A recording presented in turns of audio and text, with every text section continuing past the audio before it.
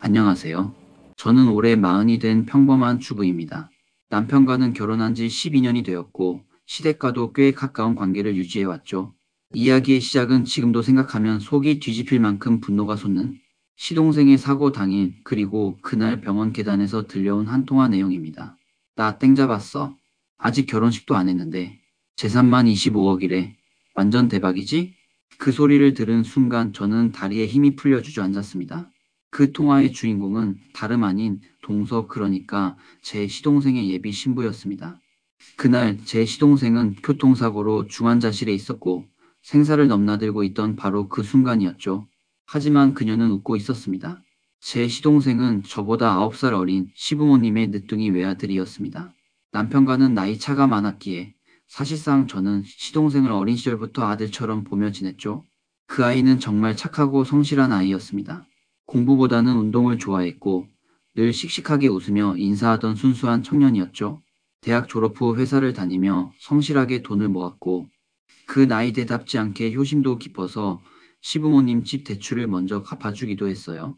30대 중반이 되어서야 연애를 시작했고 얼마 전엔 가족에게 여자친구를 소개하며 결혼하고 싶다고 말했습니다. 우리 가족은 다들 기뻐했어요.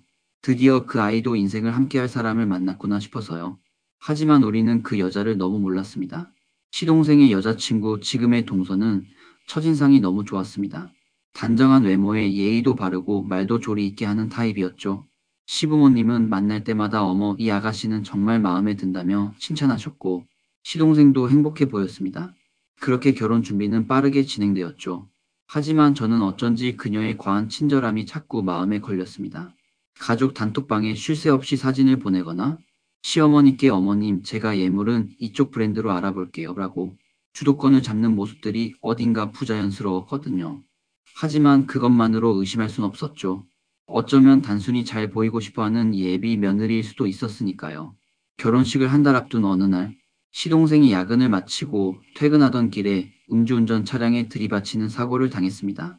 그날 새벽 가족 모두 병원으로 뛰어갔고 저는 응급실 앞에서 망연자실한 채로 서 있었죠.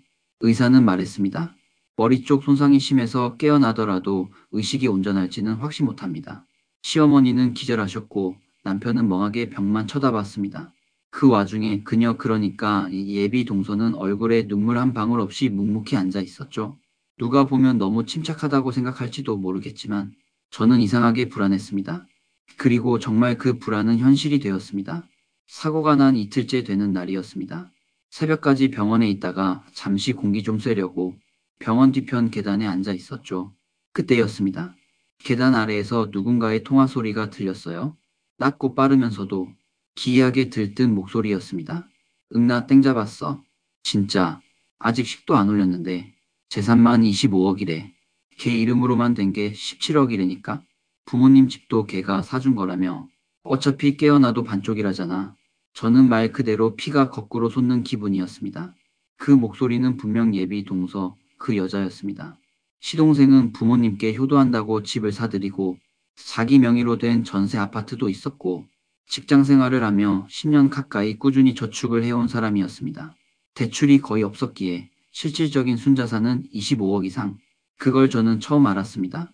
시동생은 늘 검소하고 조용한 삶을 살아왔기에 그토록 큰 금액을 모았다는 게 믿기지 않았지만 그만큼 신중하고 계획적인 아이였던 거죠. 그리고 그 돈을 노리고 다가온 사람이 있었다는 사실이 정말 치가 떨렸습니다. 며칠 후 시동생의 휴대폰을 정리하던 중 저는 메신저 백업에서 충격적인 대화를 발견했습니다. 그녀는 친구들과의 단체 채팅방에서 얘랑 결혼하면 인생 풀릴 듯? 결혼 전에 혼인신고부터 하자고 하면 어쩌지? 괜찮아. 혼수도 내가 다 안 할 거고 어른들 앞에서 노는 척 잘하잖아 키읔? 라는 식의 대화를 서슴없이 나누고 있었습니다. 모든 걸 확인한 뒤 저는 남편과 함께 시부모님께 말씀드렸고 그녀는 결혼식 2주 전 조용히 사라졌습니다. 하지만 그녀는 끝까지 자신의 잘못을 인정하지 않았습니다. 사람이 돈 보고 결혼할 수도 있는 거죠. 그게 죄인가요? 그 말 한마디에 모두 할 말을 잃었습니다. 그녀가 사라진 후 가족들은 정신적으로 완전히 무너졌습니다. 시동생은 여전히 중환자실에 있었고 시부모님은 죄책감과 분노, 혼란 속에서 하루하루를 버티고 있었죠. 다행히도 사고 후 3주째 되는 날 의사 선생님이 조심스럽게 말씀하셨습니다. 아직 확답은 못 드리지만 자극에 대한 반응이 느껴집니다. 희망을 가져보셔도 좋습니다. 그날 밤 시동생은 손가락을 아주 미세하게 움직였습니다. 그리고 그로부터 2달 후 시동생은 드디어 눈을 떴습니다. 의식은 흐렸지만 어머니의 얼굴을 보고 눈물을 흘렸고 의사도 놀랄 만큼 빠르게 재활 의지를 보였습니다. 그 순간 우리는 깨달았습니다. 그 어떤 돈보다 값진 건 바로 이 아이의 순결이라는 걸요. 그녀는 떠났고 돈도 사라졌지만 남은 사람들은 진심으로 서로를 지키며 다시 살아가기 시작했습니다. 시동생은 아직도 재활치료 중이지만 휠체어를 밀며 웃을 수 있게 되었고 이젠 가끔씩 제게 말도 겁니다. 형수, 내가 바보였죠. 아니야. 넌 바보 아니야. 사람을 잘 믿은 것뿐이야. 그게 죄는 아니니까? 여러분, 사람의 진심은 언제 드러날까요? 함께 웃는 날? 아니에요. 누군가가 쓰러졌을 때 그 옆을 지키는 사람이 누구인지 보면 됩니다. 누군가는 땡 잡았다며 통화했고, 누군가는 밤새 손을 놓지 않았고, 누군가는 자신보다 아픈 사람을 먼저 안았습니다. 오늘의 사연은 단순한 배신의 이야기가 아닙니다. 사람이 무엇을 보고 사랑하고 무엇을 믿고 결혼을 준비해야 하는지 그 본질을 되짚어보게 만드는 이야기입니다. 혹시 여러분 주위에도 겉은 예쁘고 말은 다정하지만 속으로 계산기를 두드리는 사람이 있진 않나요? 제 이야기가 그런 사람을 멀리하는 데 도움이 되었길 바랍니다. 다음 이야기에서도 진심으로 만날게요. 구독과 좋아요, 그리고 따뜻한 댓글도 부탁드립니다. 감사합니다.